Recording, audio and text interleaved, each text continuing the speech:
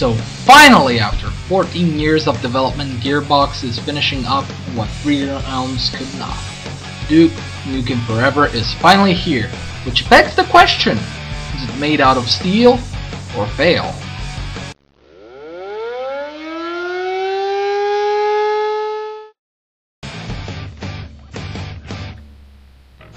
This is Duke Nukem Forever. It started back in an age where storylines were just starting to come out in gaming. So naturally, Duke Nukem Forever storyline, if you can call it that, consists mainly out of Duke playing his game with himself in it while getting a blowjob. Aliens come fooling everyone into thinking they want peace, and then they start tearing shit up and taking our women in order to impregnate them. And of course, Duke simply cannot let this happen. That's basically it for the story. It's definitely worth one playthrough to hear all of the funny one-liners that Duke is known for.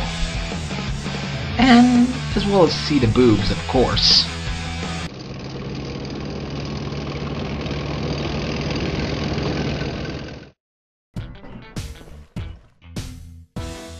After 14 years, you'd think they would add a lot of modern shooter elements into the game.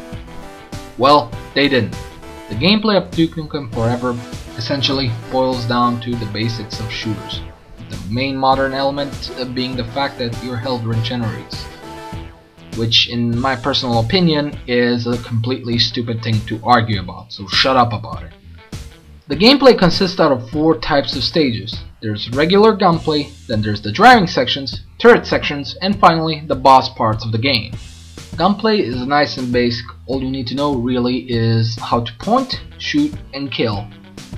You are, however, given some items to help you out, like beer that increases your resistance, steroids that make you instantly kill everything with your fist, and the Hollow Duke, which makes you invisible and deploys a holographic Duke as a distraction. Sadly though, the only thing that's missing in the single player is the jetpack. Driving sections handle a bit stiff at parts, or the vehicles slide too much, but they can be fun, especially when you're Mini Duke.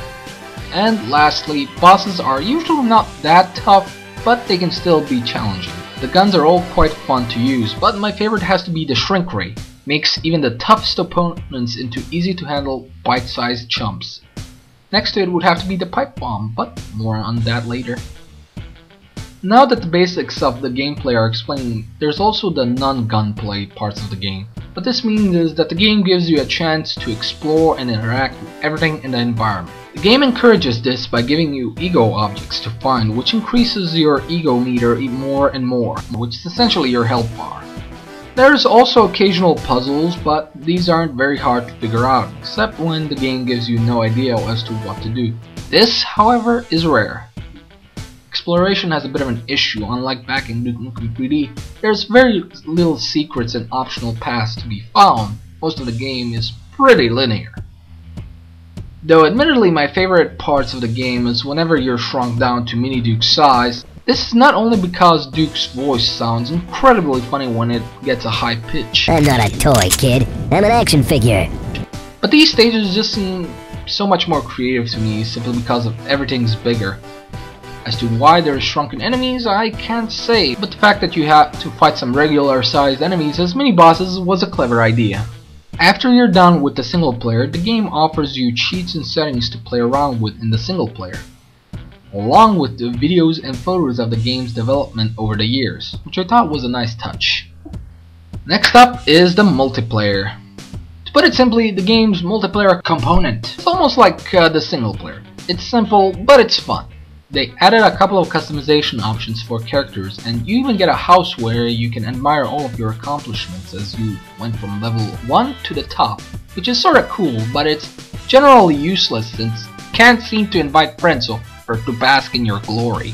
The game styles are all the same as you'd expect from most shooters, such as Deathmatch, Team Deathmatch, etc., and all allow for up to 8 players in the game's 8 or so maps. I generally go for the jetpack / pipe bomb in a map, and go Rise of the Valkyries on their asses. Fucking fun. Though one major issue plagues the game's multiplayer as of the point of this review. The game can have serious lag issues since there aren't any dedicated servers and can completely kick you out of a game because you lost connection to host or you want to leave due to a very serious lag.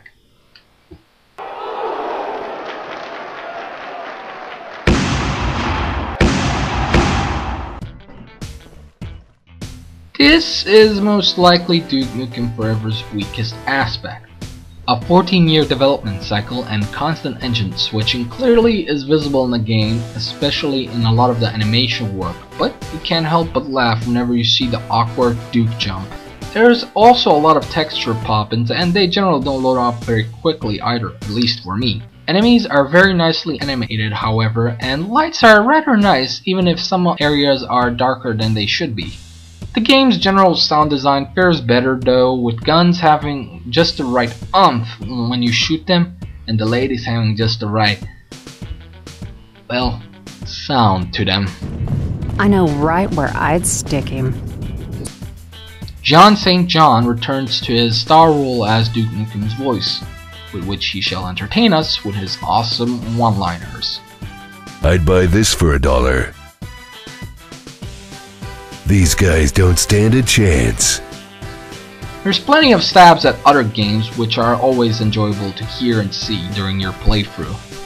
Presentation wise, everything looks a bit too much spraying ground a lot of the time really, but like mentioned several times, the game has been in the makings for 14 years with a lot of internal problems, so the fact that it looks this presentable is a wonder upon itself. The graphics aren't horrible, they just aren't up to par.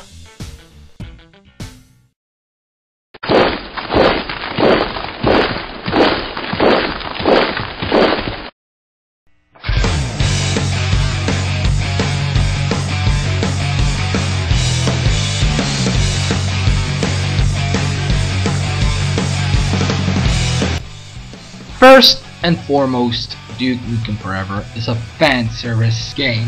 When Gearbox took over the Duke IP, they did it so that the fans can finally find some satisfaction after 3D Realms shut down. If you've never been a fan of the Duke Nukem character, then chances are the game will most likely not make you change your mind about it. Granted, the game isn't as great as it could have been, and $60 was a bit too much overall for how long the campaign is. But the game is definitely worth a rental on the consoles. The game is definitely recommended for fans of the games. The main reason the game shipped was because of the fans in the end.